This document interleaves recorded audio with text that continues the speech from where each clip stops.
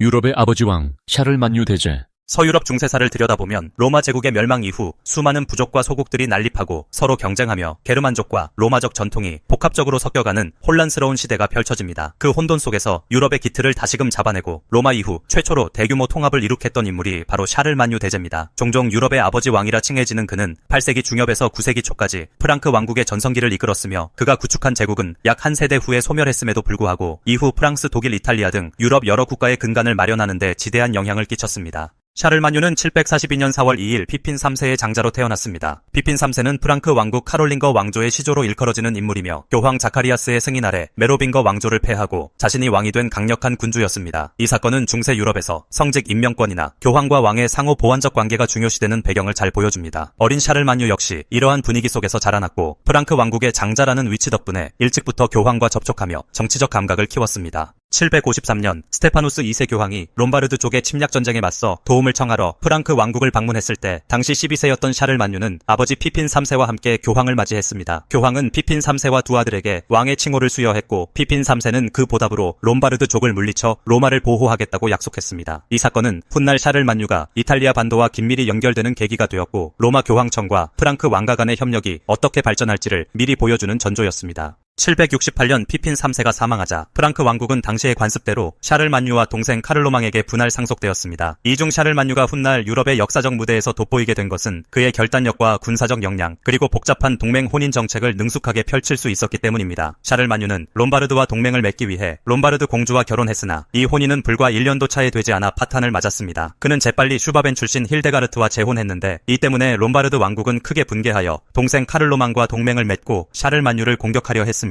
771년 12월 전쟁이 본격적으로 진행되기도 전에 카를로망이 갑작스럽게 사망함으로써 샤를만유는 왕국 전체를 차지하게 됩니다. 그 뒤 교황과 협력을 계속하며 롬바르드 족을 공격해 이탈리아 전 지역을 장악하는 데 성공했습니다. 이 사건은 훗날 샤를만유의 권위를 높이는 데 결정적인 역할을 했고 프랑크 왕국은 더욱 강력한 군주권 아래 하나로 통합됐습니다. 샤를만유의 군사적 성공 그리고 교황청과의 밀접한 연대는 그를 서유럽의 그리스도교 세계를 대표하는 통치자로 만들었습니다. 799년 교황 레오 3세가 로마에서 반대 세력의 습격을 받고 샤를만유에게 지원을 요청하자 샤를만유는 로마로 향해 그를 구원했습니다. 그리고 800년 성탄절 성 베드로 성당에서 열린 미사에서 교황 레오 3세는 샤를만유에게 로마의 황제라는 칭호와 함께 카를루스 아우구스투스라는 이름을 부여했습니다. 이 일은 단순히 한 사람에게 황제 칭호를 준 사건을 넘어 서유럽에서 로마 제국의 전통을 계승하는 새 황제가 탄생했다는 상징적 의미를 지니고 있었습니다. 동로마 제국이 아직 존재하고 있었음에도 교황청은 샤를만유를 서방 세계의 합법적 황제로 선언함으로써 서유럽인들의 문화 종교적 결속을 확고히 했습니다. 샤를만유가 황제 칭호를 얻은 직후부터 그는 제국 내에 광범위한 개혁을 실시했습니다. 그의 치세는 카롤링거 르네상스라고 불릴 정도로 문화적, 행정적, 종교적, 교육적 측면에서 눈부신 발전이 일어났습니다. 프랑크 왕국 전역에 걸쳐서 지방 행정체계를 재정비하고 백작제도 등을 통해 중앙 집권적 통치를 강화했습니다. 군사적으로는 말을 이용한 기동력 높은 군대를 편성해 전선을 빠르게 이동하며 방어 정복전을 수행했습니다. 이는 당시로서는 혁신적인 방식으로 샤를만유가 광대한 땅을 효과적으로 관리하고 지배하는 데 핵심 역할을 한 것으로 평가됩니다. 스페인, 영국, 이탈리아 등지에서 학자와 문화인들을 초청해 왕실과 궁정학교를 중심으로 학술, 문학, 예술 활동이 활발해졌습니다. 수도원이나 주교자 교회에서 운영되던 학교도 지원을 받았고 필사 전문원들이 활성화돼 고대 그리스 로마 작가들의 저작과 교부 신학자들의 글 등이 대거 필사, 보존되었습니다. 샤를만유는 가톨릭 교회의 가르침을 통합적 체계적으로 보급하여 제국 전체가 공동신앙 체계 아래 묶이도록 정책을 펼쳤습니다. 이는 종교적 다양성을 다소 억압한 면도 있지만 반면에 서유럽 그리스도교 세계라는 통합 정체성을 강화함으로써 이후 몇 세기 동안 서유럽 문화가 일종의 연대감과 공동유산을 유지하도록 하는 배경이 되었습니다. 샤를만유가 814년에 세상을 떠난 뒤 그의 제국은 곧바로 2대 황제인 루트비히 1세에 의해 유지되었으나 루트비히가 죽고 난 후 당시 프랑크 왕국의 관습에 따라 아들들에게 영토가 다시 분할되었습니다. 그 결과 만들어진 서프랑크, 중프랑크, 동프랑크 왕국은 훗날 프랑스와 독일 그리고 이탈리아 북부 지역의 기초가 됩니다. 비록 샤를만유의 통일 제국 자체는 역사적으로 한 세대 정도만 지속되었지만 그가 이룬 정치, 종교, 문화, 교육적 결합은 중세 서유럽의 본격적 형성을 예고했습니다. 특히 다음과 같은 이유로 오늘날에도 샤를만유는 매우 중요한 유산을 남긴 인물로 평가됩니다.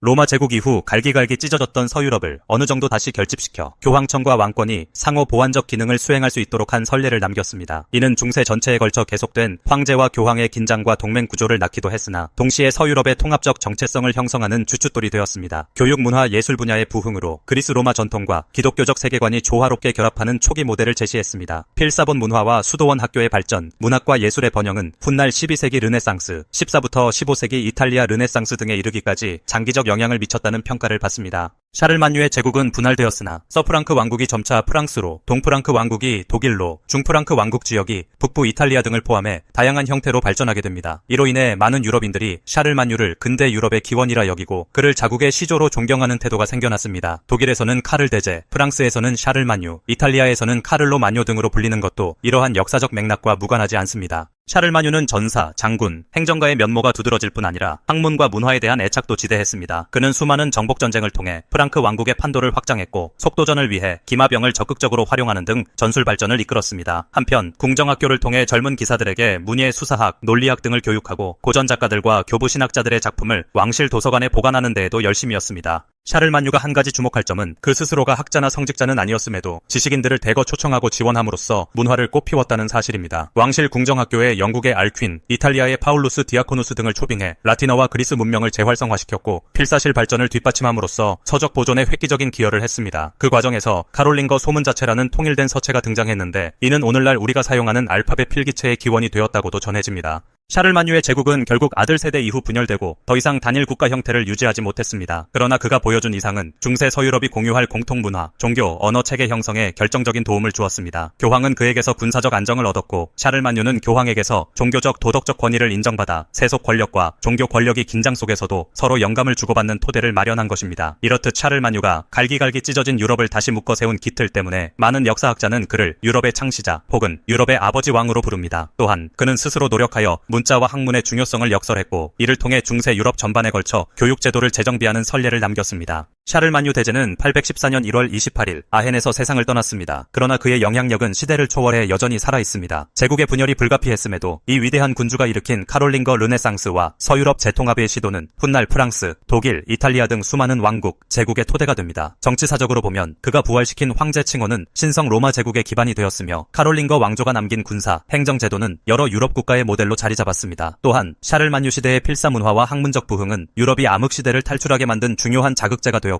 라틴 문명 부흥에 기여함으로써 중세 후기, 르네상스 시기의 고전 문화 연구에 재료를 공급했습니다. 그러한 이유로 현대 유럽인들은 자국 어휘로 된 그의 이름을 기념하며 그를 유럽 정신의 시조로 기리고 있습니다. 유럽사 전체를 놓고 볼 때 샤를마뉴는 분명 하나의 분수령 같은 존재입니다. 로마 제국의 멸망 후에 남았던 잔해 위에서 새로운 서유럽 질서를 재정립하고 그것을 군사력만이 아니라 문화, 교육, 종교로 함께 결속시켰다는 점이 그를 유럽의 아버지 왕으로 칭송하게 만드는 주요 이유입니다. 결국 샤를마뉴가 만든 제국은 오래가지 못했을지라도 그가 짧은 기간 이룬 통합과 쇄신은 수세기 동안 유럽의 지도와 문화를 형성하는 데 결정적인 영향을 주었습니다. 오늘날까지도 그의 이름이 다양한 언어로 불리는 것은 그만큼 많은 나라가 그를 공동의 역사적 뿌리로 인정하고 있음을 방증한다고 하겠습니다. 요컨대 샤를마뉴 대제는 전사이자 행정가, 학문과 문화의 후원자, 나아가 로마 전통을 서유럽에 되살린 중세 초기의 위대한 군주였습니다. 그의 통합국가가 한 세대 뒤에 붕괴된 데서 알 수 있듯 실제 권력의 안정성에는 한계가 있었지만 그가 남긴 문화적, 종교적, 정치적 유산은 이후 몇 세기 동안 계속 이어지며 유럽 전체가 공유하는 근본적 자산으로 자리매김했습니다. 이러한 의미에서 그는 로마 제국 멸망 이후의 서유럽사를 실질적으로 새로 개척한 창시자이며 오늘날에도 유럽의 아버지 왕이라 불릴 만한 충분한 자격을 갖춘 인물이라 할 수 있습니다.